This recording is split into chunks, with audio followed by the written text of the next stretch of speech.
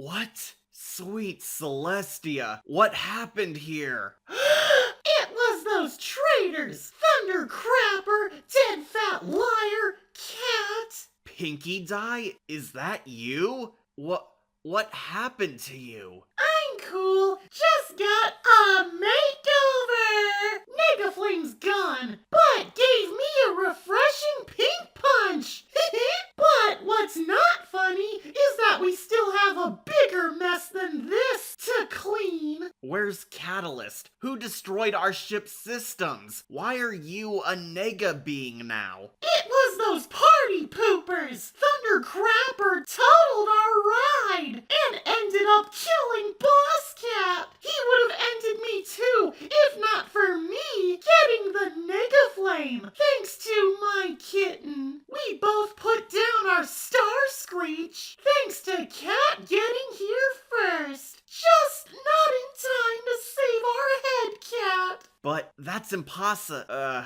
Never mind. Catastrophe is gone. We better start packing up and retreat to base. Maybe we can salvage anything of Catalyst left in these tech boxes. Nah, change of plans. We find Kitty Cat and settle the score. You and Scaredy just go back in main control and patch our party crews. I'll get back to you. Are you daft, woman? Open your eyes. We lost. Our empire is gone. Our ship's in ruins. The council's broken. Cat left us. We lost our sole hope to find Wolf or our fallen master. Catalyst is dead. We have no leader.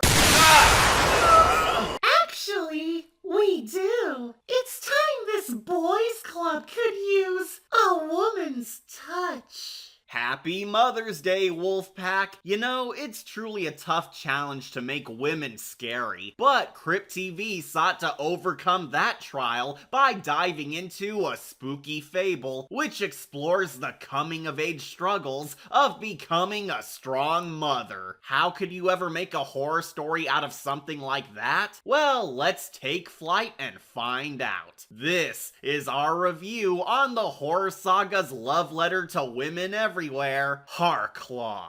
Oh, mother!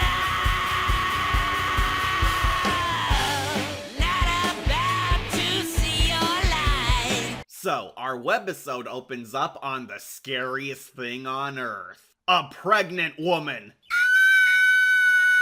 This new MILF on the shelf is wounded in the woods, where she reawakens in a dark cave. Not just any cave, but the nest for our cryptid, Hawk Girl.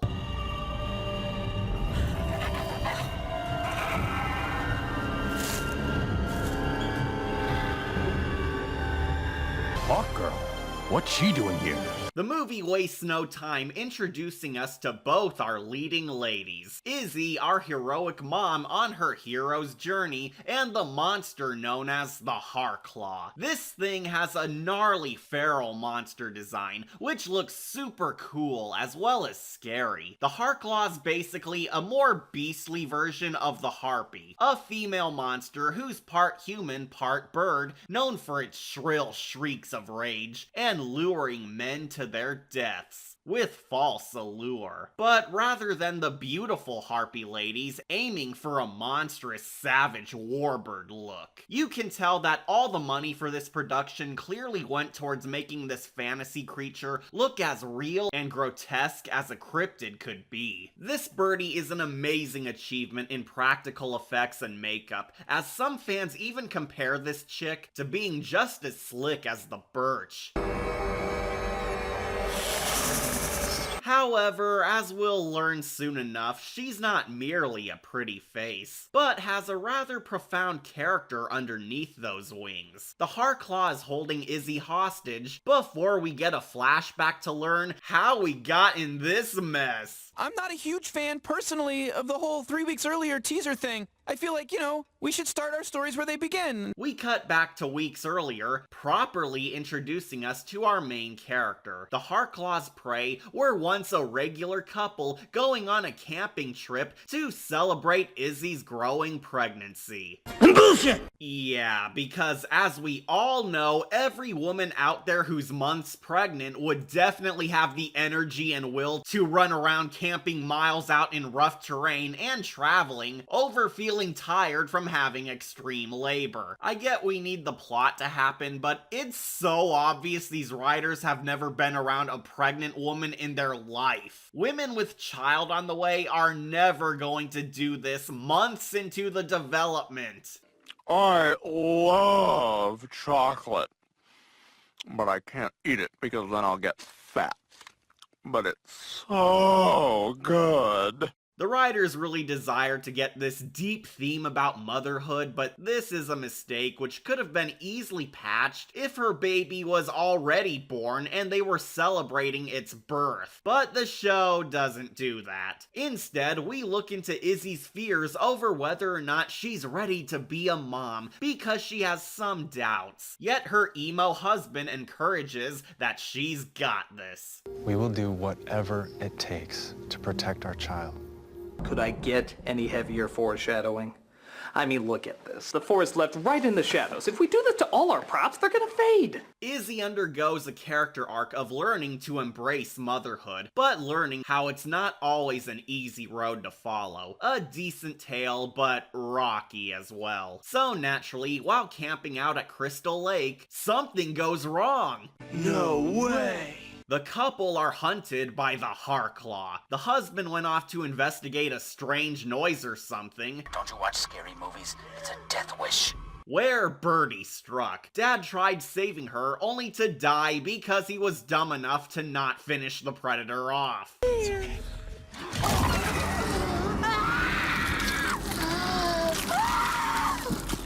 What? You mean one punching a monster non-fatally didn't stop it? Surprise Pikachu face! The Harclaw was about to eat Izzy's stew until she noticed she was pregnant. For you see, Hot Girl spared her life and took her because she has a dead egg, as her baby died infertile. So the monster desires Izzy's son to replace her own lost baby bird because she too wishes to be a loving mother. Say what?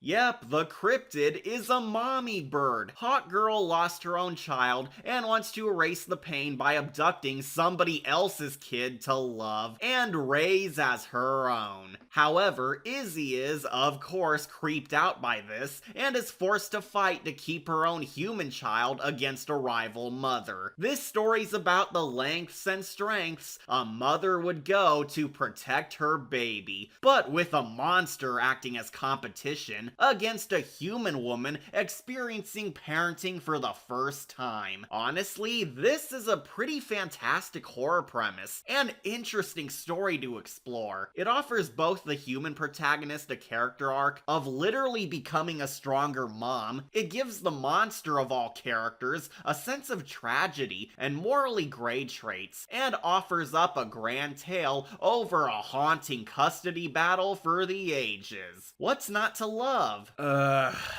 Well, as intriguing as this concept is, it does have many problems. This is one of those stories where the staff are more focused on the coolness factor and the main theme that they kind of ignore some of the logic and major plot points, which sadly damage it along the way. It's a plot which likes to be cool in the moment, but when you take a sec to think about it, some of this story's own narrative totally falls apart. For example, we cut to the baby already born. Huh? Yeah, Izzy had her infant son already and looks totally fine despite delivering a child a week ago, having no surgeons around, no pain, or access to painkillers. It made me ask, exactly who delivered the baby? How does a heavily pregnant woman crap out her child all alone in the woods with nobody by her side but a feral feral monster. Did the Harclaw deliver the boy? Did she claw it out of her guts? If so, the mom is clearly unscarred from pushing it out or getting slashed open. Did the monster abduct a doctor and bring them here to force them to deliver the kid, then killed them? How is Izzy so well from both birthing her boy and doing so without any medication? Too many questions.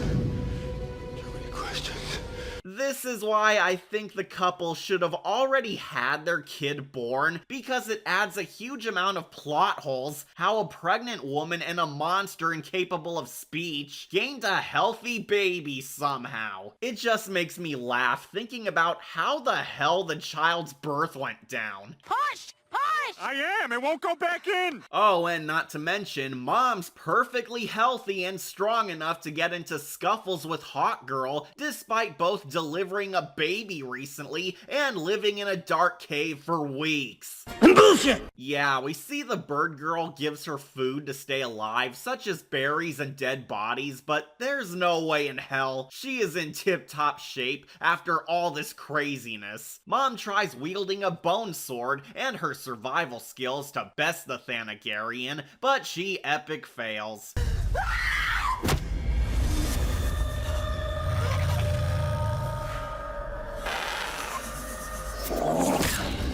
You suck. Good job standing there taking it like a ditz. Her stupidity costs her an eye, and Hot Girl almost slays Izzy, but relents upon hearing the baby cry, so she's spared for now. This is where we slowly learn how Harclaw is more than a vicious brute, as she too wants kids, and cleverly uses her own skills to win the child over. Hot Girl basically keeps Izzy around because she wants to prove that she's the dominant parent. She wants to one-up the biological mother by guiding the boy and building more connection with him than Izzy, starting off with keeping her rival alive to show that despite hating her, she does keep the kid happier by giving him what he wants. Please don't kill me. My baby. I've got a gesture for you, but my hands are tied. These are definitely solid points for the villain, but alas, it's not enough to save this. Why? Because we suddenly cut forward to 9 years later?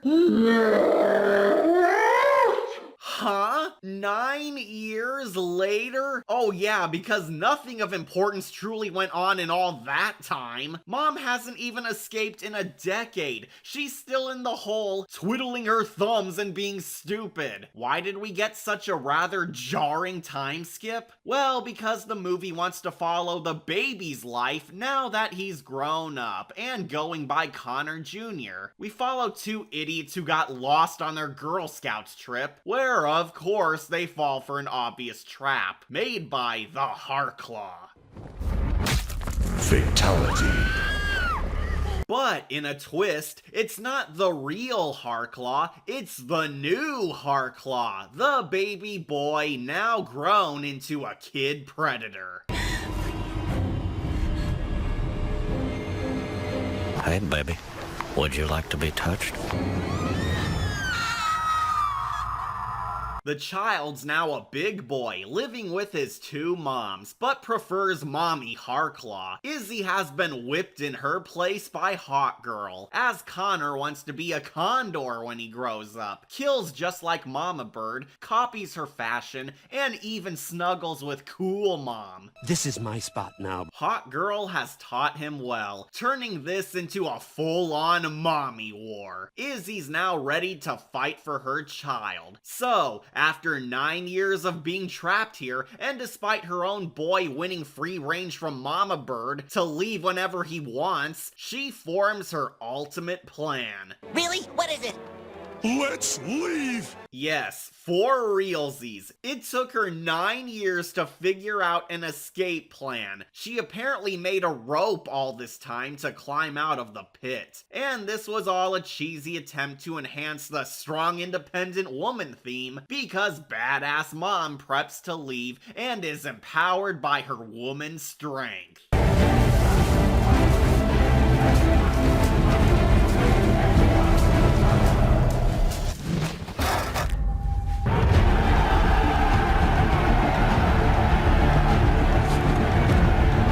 it's an admirable struggle about overcoming the challenges of becoming a stronger mother, willing to fight for your child's safety, but the prob is, the sitch is dumb. It took her 9 years to think of a rope? Why didn't she just kill the Harclaw? The bird mom sleeps in the same nest as she does and drops her guard around her multiple times. All she had to do was bash its brains in or leave when she was out hunting or sleeping. This is so stupid. I've got a gesture for you, but my hands are tied. The duo finally escape, yet Mama Bird returns to keep her son, where we finally get an epic fight.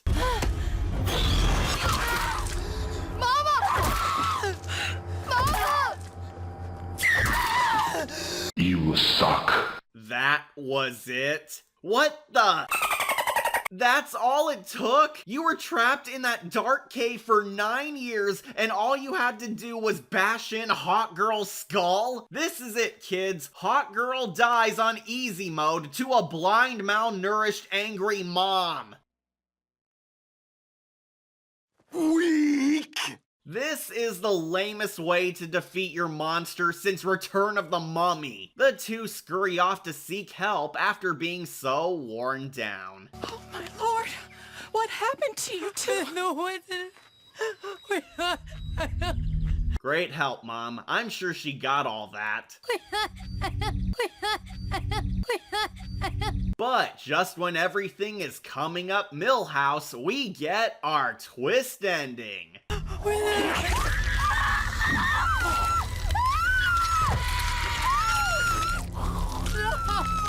Connor's too far gone and can no longer be saved because he's fully embraced Hot Girl as his real mom, meaning that he'll grow up to be birds of feather. This would have been a wicked dark twist, but the only issue is you showed us the kid killing people earlier, so there's no surprise when you told us already that Connor Jr. has the bloodlust for years. Great continuity! The only reason why they showed us this is so Mom can realize she failed as a parent and forever lost her child's innocence. Oh, and in a lamer twist, we see the Harclaw lives. Yeah, because after seeing Hot Girl lose to a weaker, half-blind homeless woman with no combat experience whatsoever, I'm so scared of her return. Any hoot, that's the end of Crypt TV's Mother's Day Frightmare, Harclaw. And just like Mama Bird's Nest, it's got some truly grand terror, which soars sky high, but is also a mess. Harclaw is far from bird poo, that's for sure, but it can't be ignored how for every great moment and stupendous flight, there are an equal amount of issues which suck you out of it. The theme on motherhood struggles and becoming a stronger parent to keep your child safe are solid enough to understand, and help make what would be a dumb monster story feel like something deeper. The main ideas presented very well. There is dramatic weight between Izzy and the monster fighting for custody over Connor. You do enjoy that there are serious worries and struggles shown. Crypt TV's production values, as always, are phenomenal. There's some savage gore and kills all around, and the Harclaw itself is a masterful horror beast. Not only is the Harpy Lady given a badass design and shows off some slick skills, but is a rather engaging tragic villain who some can almost feel for, as she just wants to be loved and genuinely cares for her foster son as her own. Yet, despite all this, she clearly has a dangerous side, and her influence over Connor has only damaged him, making it clear why Izzy has to save him. Regardless, the issues are not over the characters, but rather the writing. There are numerous plot holes, idiot moments, and questionable decisions brought up when you actually think about the story for more than a few seconds. The plot takes a ton of leaps which are difficult difficult to buy or even take away some aspects from the narrative. I think where the fable really starts losing points and become weaker is in the third act. Not only does a huge time skip occur, but a lot of moments feel forced or poorly thought out. Why did it take Izzy 9 frickin' years to attempt an escape or even kill the psychomaniac when she could have done so at any time? Why was the Harclaw even a threat when it gets flocked up so easily? Was there even a real twist in the end when Connor killing people has no shock because you show him as a feral killer earlier? And the monster being alive at the end was super predictable sequel bait, which has been done to death. The sad part is, I legit think this story would have been perfect if it took time to patch these small holes, because they all could be easily fixed. Don't have Izzy pregnant at the start. Have baby Connor already born so the Harclaw instantly has a blank canvas to raise. Have the characters fight harder against the monster instead of these scripted pauses to lose to it. And don't show us Connor killing prey earlier in the story so the twist ending of him going rabid hits harder. I could go on, but the short answer is Harclaw simply needed one more proofread/rewrite that could have made its arc as strong as its moral. I truly think this is a story carried by the cool factor of its monster and the theme it sought to tell. Harclaw's indeed a great cryptid and could carry a grander tale of its own, but her original beginning is the definition of a flash over substance film. So, I grant this air show a silver skull. Harclaw is certainly a decent watch, with a kick-ass creature and sick horrors, but with a fair share of flaws and unhappy landings. This little egg could have hatched into a delicious treat, but merely requires a mother's love. I'm your host, Catastrophe, and it's time this feline hitches his flight. If these dang escape pods would ever open. Access denied. Access denied. Ah, scrap. What's happening? Manny gave us a foolproof escape route. The council couldn't have stopped us. Unless somebody has the nega powers, therefore allowing one to override all Catmans. Surprise, white boy! Pinky, what happened to you? My name's not Pinky! It's Nega Cat! And we had this dialogue option. Thanks to you, I finally achieved my dream! I'm queen of this empire! All life shall bow down before me! Hashtag feminism! Why are you doing this? Why? Because I am your sister! Really? No! Of course not! That ruined the shipping fan base! Ah, right. Well, Kitty Cat, I know we hit some snags in our love life here and there. You broke my face with garbage. I killed your best friend and left you locked in a room to force your powers out on a psycho cat. But we can make it work. Every relationship has its lovers' quarrels, but strong couples like us can survive. I can find it in my heart to forgive you because you got me the bestest present. You made me Nega Queen of the Multiverse. So, allow me to apologize by making you my king by my side. My deal is way cooler than business cats. You can make all the content you want because we'll be the only cats people will watch in awe. Cat vids are the interweb. Really, after everything, you expect us to become absolute rulers? You want me by your side as a toy to play with and love you? Duh! Come on, Cat. Isn't ultimate power what all desire? I can do anything I want. We'll rule a trillion galaxies, host never-ending parties, and make chocolate milk rain. I can transform the cosmos so everything is made of icing. But I'm open to sharing. Let's stop the